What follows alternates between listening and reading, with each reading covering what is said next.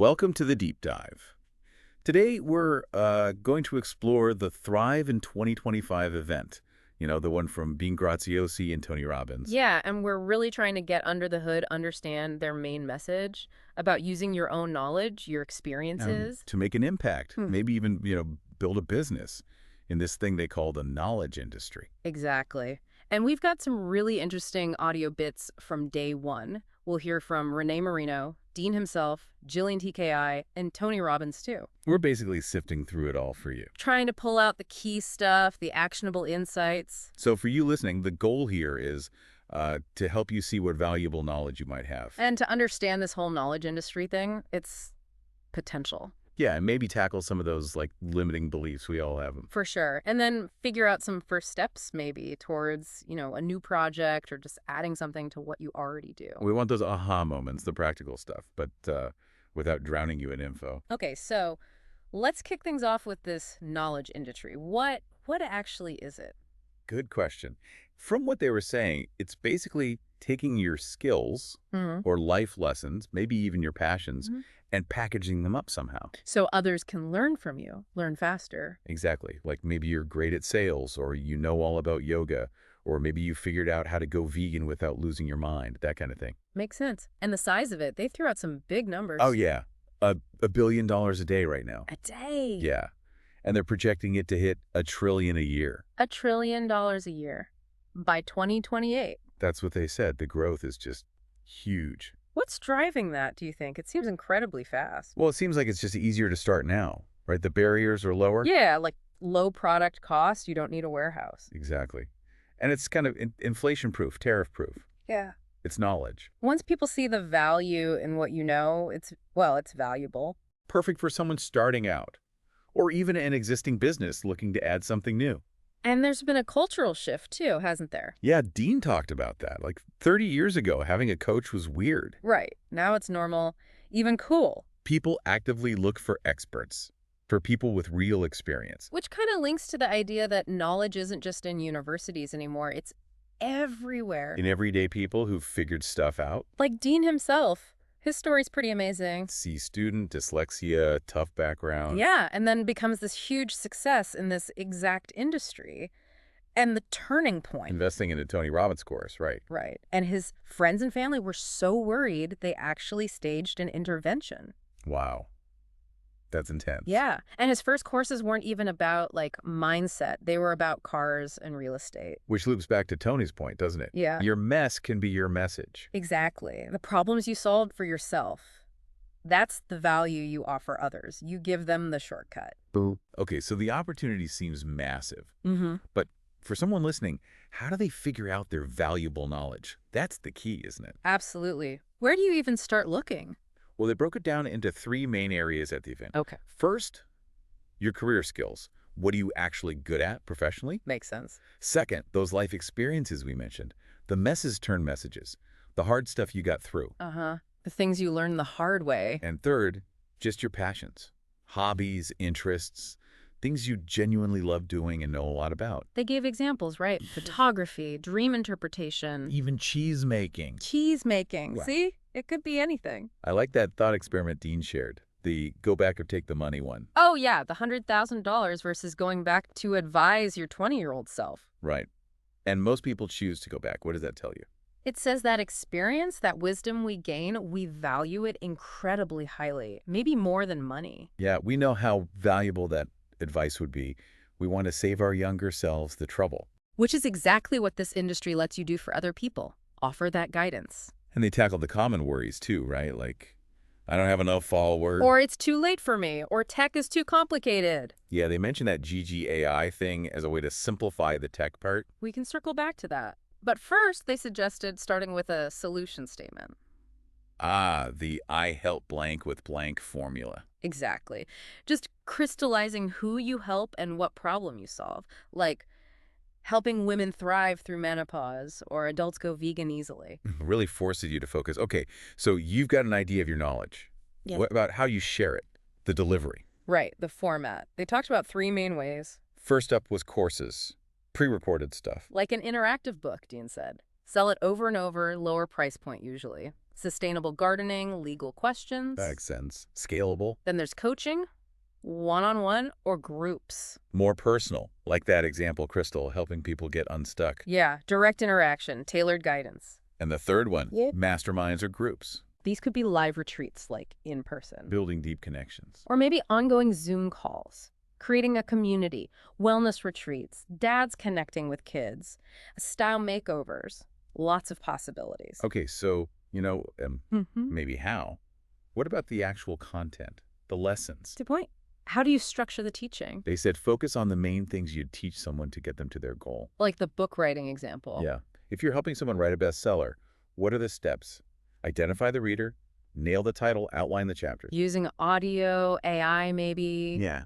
building buzz, launching. Right, just map out the key stages. And the big message was progress over perfection. Just start outlining. Don't get stuck trying to make it perfect right away. Get something down. Which brings us back to the tech side and GGAI. Right. They presented this as something pretty unique. An AI guide specifically for this industry, Mm-hmm. co-created by Dean and Tony. Yeah, supposedly embodying their, 76 years of combined experience. So the idea is it helps you find your valuable stuff, package it, find clients. And it's not just like general AI like ChatGPT, they said. It's trained specifically for this knowledge game. Did they give an example? Yeah, someone named Tanner used it, created a vegan family product, coaching points, event agenda, program names. Right. Basically used it to get past the blank page. Okay, so a tool to speed things up, overcome that initial block. That was the pitch, yeah. An accelerator. Now, putting yourself out there, Yeah. that can be scary. Jillian TKI talked a lot about fear, right? Limiting beliefs. She really did. And her own story is pretty compelling.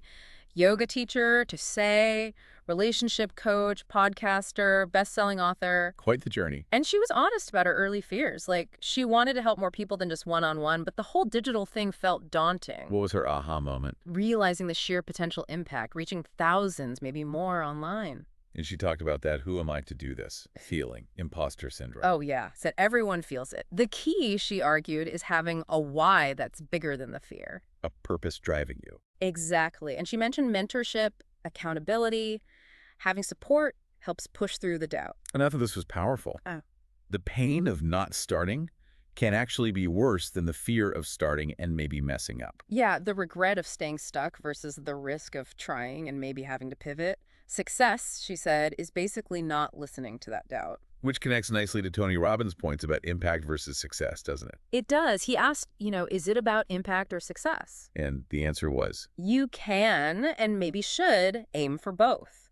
They feed each other.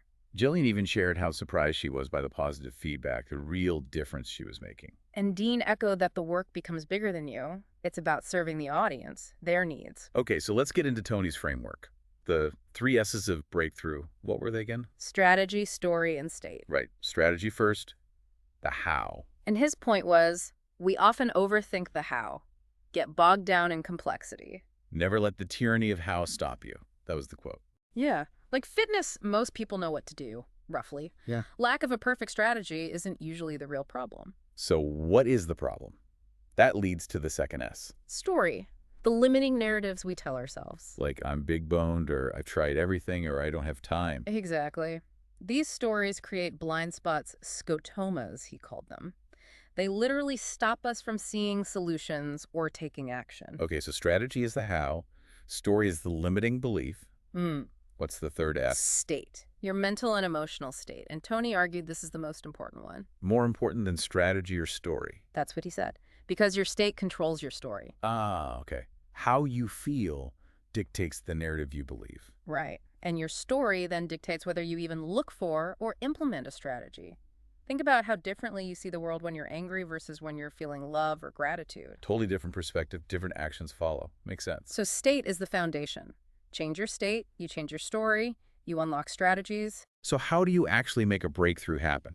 Tony talked about decisions, action. Yeah, he said breakthroughs are moments, everything changes, the impossible becomes possible. Often triggered by hitting enough pain or getting really inspired by a new possibility. Exactly. And the key, simplify. Complexity kills execution.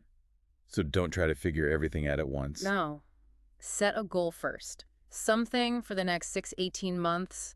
Career, income, business, something that actually excites you. Really feel it. Getting passionate about it. Then identify just one or two small, immediate actions you can take, like right now. Just to get moving. Create momentum. Precisely. Yeah. He even had people do that quick celebration exercise. Imagine you've achieved the goal. Feel that success in your body now. To anchor the feeling, the desire. Yeah. And for feeling stuck, that other exercise, The one about focusing on stress from the heart? right. Get into a peak state, think about the stressful thing, and ask, all I need to remember, focus on do is what? And trust the first answer that comes up. Trust that gut feeling, that heart answer. That's often the key insight. Wow, okay. So, wrapping this all up, quite a lot packed into that first day. Definitely. The big picture seems to be this knowledge industry thing is a real growing opportunity. If you're willing to share what you know, what you've lived, And figuring out your unique value, Hmm. how you might package it, using tech to help, that makes it more doable. but maybe the biggest piece is internal. Tackling those limiting stories, managing your emotional state. That's what unlocks the action, the breakthroughs. So for you, listening, maybe take a moment after this.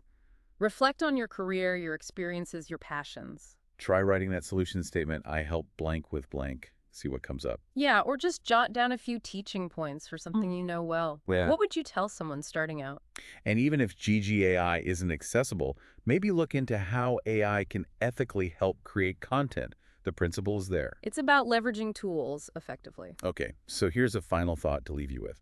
Thinking about everything we've discussed, what's the one tiny, maybe seemingly insignificant action you could take today, right now, to start unlocking that more kid you feel you're capable of? And, maybe more importantly, what story are you telling yourself that might be stopping you from taking even that tiny first step? Something to think about. That wraps up our deep dive for today. Thanks for joining us.